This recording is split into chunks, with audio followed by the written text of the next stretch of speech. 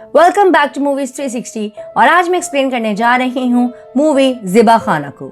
ये एक Pakistani horror slasher movie है।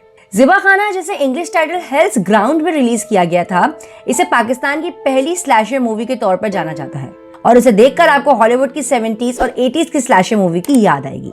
तो चलिए शुरू करते हैं इस वीडियो को।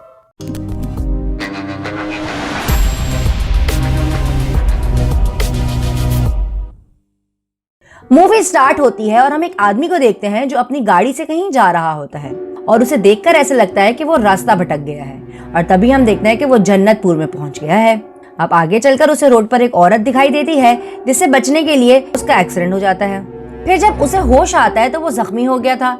अब वो अपनी गाड़ी से उतरता है और आसपास मदद के लिए देखने लगता है कि तभी कोई उस पर हमला कर देता है और कुछ ही देर में उसे मौत के घाट उतारकर उसकी लाश को अपने साथ ले जाता है। फिर सीन चेंज होता है और हम अगले दिन रॉक्सी को देखते हैं जो अपने फ्रेंड्स के साथ आउटिंग पर जाने वाली थी। इसके बाद हम उसी के एक दोस्त सैम को देखते हैं जो अपनी अम्मी को बताता है कि वो आज रात घर नहीं आएगा, वो अपने दोस्तों के साथ आज रात पढ़ाई करेगा। फिर हम ऐश को देखते हैं जो अपनी अम्मी को चाय दे रही होती है और उसने भी ग्रुप स्टडीज का बहाना बनाया हुआ होता है। उसकी अम्मी उसके लिए परेशान होती हैं, पर ऐश उन्हें दिलासा देती है कि वो ऐसे ही कल सुबह उनके लिए चाय बना के रेडी रखेगी। फिर वो अपना सामान लेकर घर से निकल जाती है। अब अगले सीन में हम ओजे को देखते हैं जो ऐश की कॉल आने पर जाग जाता है और ऐश उससे कहती है कि रेडी होके कैफे पर आ जाओ, सब वहीं आ रहे हैं। फिर ओजे उठ के सिगरेट पीने लगता है और न्यूज़पेपर उठाता है जिससे हमें पता चलता है कि गंदा पानी पीने से लोग बीमार हो रहे हैं और अगले पेज पर एक मिस्टीरियस डिजीज के बारे में लिखा होता है। फिर सीन चेंज होता है और हम वो पानी देखते हैं जिसे पीने की वजह से लोग बीमार हो रहे हैं और ये पानी इतना गंदा होता है लेकिन फिर भी लोग इसे इस्तेमाल करने के लिए मजबूर थे क्योंकि इनके पास कोई दूसरा ऑप्शन भी नहीं। फिर हम कुछ लोगों को देखते हैं जो इस गंदे पानी को लेकर एहतजाज कर रहे होते हैं।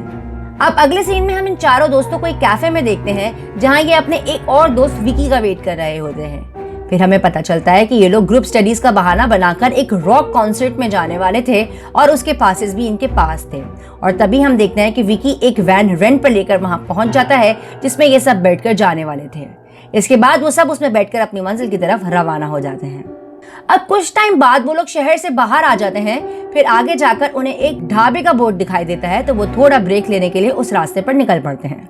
फिर कुछ देर बाद वो उस ढाबे पर पहुंच जाते हैं। अब वहां पहुंचकर वो उस ढाबे वाले से मिलते हैं जो कि काफी क्रीपी होता है और वो लंबी लंबी छोड़ने लगता है कि एक हफ्ते पहले एंजेलिना जोली उसके ढाबे की चाय पीने आई थी। अब वो लोग वहां रुककर चाय पीना मुनासिब नहीं समझते और वहां के लड्डू पैक करवा लेते हैं जो कि दिखने में काफी खराब लग रहे थे। इसके बाद वो लोग वहां से निकल जाते हैं और हम उस ढाबे वाले को देखते हैं जो कह रहा होता है कि तुम लोग जहन्नुम के रास्ते चल दिए हो।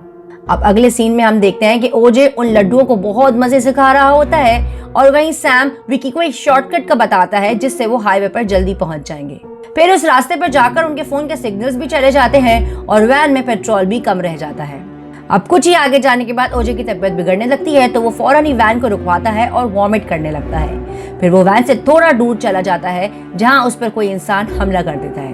अब कुछ देर बाद हम देखते हैं कि ओजे लंगड़ाता हुआ उनके पास आ रहा होता है तो सैम और विकी दोनों उसकी हेल्प करते हैं और उसे वैन में बिठाते हैं और वो सब वहां से निकलने लगते हैं और कुछ ही आगे जाकर उन्हें कुछ लोग घेर लेते हैं जो दिखने में ज़ॉम्बीज लग रहे थे और वो उनकी वैन पर हमला करने लगते हैं। दरअसल ये वही लोग थे जो गंदा पानी पीने की वजह से इन्फेक्टेड हो रहे थे। अब विकी वैन की स्पीड बढ़ाकर वहां से निकल जाता है और हम देखते हैं कि उन इन्फेक्टेड लोगों के हाथ दूसरे इंसान लग जाते हैं और वो उन्हें खाने लगते हैं। अब अगले सीन में हम देखते हैं कि रात हो जाती है और इन लोगों को यहाँ से निकलने का कोई रास्ता ही नहीं मिल रहा होता और वहीं ओजे की तबीयत भी काफी खराब होने लगती है। अब कुछ देर बाद उन्हें एक रोशनी दिखाई देती है तो ये लोग उस रोशनी की तरफ चल देते हैं। अब वहां पहुंचकर विकी हेल्प लेने उस रोशनी की तरफ बढ़ता है तो उसे वहां एक मलंग बैठा मिलता है। विकी उससे यहाँ से निकलने का रास्ता पूछता है तो मलंग कहता है कि वो उन्हें यहाँ से निकालेगा और फिर वो बिना इनविटेशन के ही उनकी वैन में जाके बैठ जाता है। अब इन लोगों के पास दूसरा कोई ऑप्शन भी नहीं था, इसीलिए वो उसके साथ आगे चल पड़ते हैं। अब कुछ ही दूर जाने के बाद मलंग को प्यास लगने लगती है तो सब कहते हैं कि उनके पास कोई पानी नहीं। तो मलंग कहता है कि कोई बात नहीं, पानी नहीं तो खून से प्यास बुझाऊंगा और वो अपने बैग से एक कटा हुआ सर निकालता है जिसे देखकर सभी बहुत डर जाते हैं। फिर वो सब उस मलंग को वैन से बाहर निकालते हैं पर मलंग उनकी वैन के सामने आ जाता है तो विकी उसे हिट करके आगे बढ़ जाता है। पर इनकी मुसीबत खत्म होने का नाम ही नहीं ले रही थी, क्योंकि इनकी वैन का हो जाता है पेट्रोल खत्म। पर तभी इन्हें एक और जगह रोशनी दिखाई देती है, तो ये लोग वहां जाने का डिसाइड करते हैं। विकी को लगता है कि शायद यहाँ इन्हें कोई वर्कशॉप मिल जाए, तो वो अकेला उस तरफ बढ़ने लगता है। दूसरी तरफ हम वैन में देखते हैं कि रॉक्सी का पांव उस कटे सर पर लगता है, तो वो बहुत डर जाती है और वैन से उतरकर अंधाधुंध भागने लगती है। दूसरी तरफ विकी उस वर्कशॉप पे पहुंच जाता है, जो वर्कशॉप कम और ज़िबा खाना ज्यादा लग रहा था। अब अंदर जाकर उसे वहां कुछ लाशें दिखाई देती हैं और वो कुछ समझ पाता, तभी वहां एक आंटी आ जाती हैं जो विकी को वहीं बेरहमी से मार डालती हैं और उसकी लाश को घसीटकर एक जगह ले आती हैं, जहां अब वो उसके बॉडी पार्ट्स के पार्ट्स करने की तैयारी करने लगती हैं। वहीं दूसरी तरफ ऐश और सैम को जब रॉक्सी कहीं नहीं मिलती, तो वो दोनों वापस वैन की तरफ जाने लगते हैं और वहां पहुंचकर वो देखती हैं कि उनका दोस्त ओजे वैन से गायब था। अब कुछ देर बाद हम रॉक्सी को देखते हैं, जो भागकर उसी वर्कशॉप पर पहुंच जाती है जहां कुछ देर पहले विकी आया था। अब वहां पहुंचकर वो देखती है कि विकी का सर कटा हुआ पड़ा है, जिसे देखकर वो जोर से चीखती है। अब उसकी चीख से वो आंटी उसके पीछे लग जाती है, पर रॉक्सी उससे तेज भागती है और उससे आगे निकल जाती है और वो आंटी उसे ढूंढती रह जाती है। अब रॉक्सी भागते हुए एक झोपड़ी के पास पहुंच जाती है, जहां अंदर एक औरत बैठी होती है और वहां जाकर रॉक्सी बेहोश हो जाती है। अब कुछ देर बाद रॉक्सी को जब होश आता है, तो वो औरत उसके पास बैठी होती है और वो उसे बताती है कि तुम बेहोश हो गई थी और पूछती है कि तुम्हें क्या हुआ है। तो रॉक्सी उसे उस बुरखे वाली आंटी के बारे में बताती है। वो औरत कहती है कि तुम बीमार हो, तुम फिक्र नहीं करो, मेरा बेटा हकीम है, मैं उससे तुम्हारे लिए कोई दवाई लेकर आती हूँ। फिर ये कहकर वो औरत वहां से चली जाती है। वहीं दूसरी तरफ ऐश और सैम उस रोशनी की तरफ बढ़ते हैं और वो भी उस वर्कशॉप पर पहुंच जाते हैं और उन्हें बाहरी पेट्रोल का केन भी मिल जाता है।